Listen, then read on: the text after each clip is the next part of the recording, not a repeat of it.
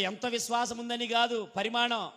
వాక్యాన్ని వినాలి. వాక్యాన్ని వినేవాడు ప్రభువును చంపడు. వాక్యాన్ని వినేవాడు యేసు ప్రభుని గణపరుస్తాడు, యేసు ప్రభును గొప్ప చేస్తాడు, యేసు ప్రభును బ్రతికిస్తాడు, యేసు ప్రభును సంతోషపరుస్తాడు. ఈ రోజు నువ్వు వాక్యాన్ని తృణీకరిస్తున్నావు, దేవుని మాటలు తృణీకరిస్తున్నావు, ఆయన నీతో చెప్పే బోధన తృణీకరిస్తున్నావు, ఆయన నీకు చెప్పే మంచి మాటలు, ఆయన నీకు అలవర్చే మంచి విధానాలు, ఆ నడవడిక, ఆ మార్గాలు, ఆ పద్ధతులు, ఆ యొక్క పరిస్థితులు నీకు అప్పగించుతుండగా, నీకు బోధిస్తుండగా అవి నీకు ఎక్కట్లేదు, అవి నీకు నచ్చట్లేదు. కనుక నువ్వు యేసు ప్రభుని చంపుతున్నావు.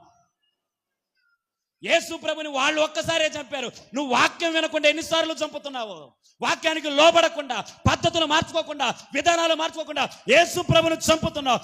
యేసు ప్రభు దగ్గరికి ఎందుకు వస్తున్నావు? లేకపోతే ఆయన నీ కుటుంబాన్ని ఎందుకు దర్శించట్లా? నీ జీవితాన్ని ఎందుకు దర్శించట్లా? పదే పదే నీ ఇంటికి ఆయన ఎందుకు రావట్లా? ఆశీర్వాదాలతో, బహుమానాలతో, నీ ప్రార్థనలకు జవాబులతో ఆయన నిన్నెందుకు నీ ఇంటిలో దర్శించట్లేదు? నీకు వాక్యానికి లోబడి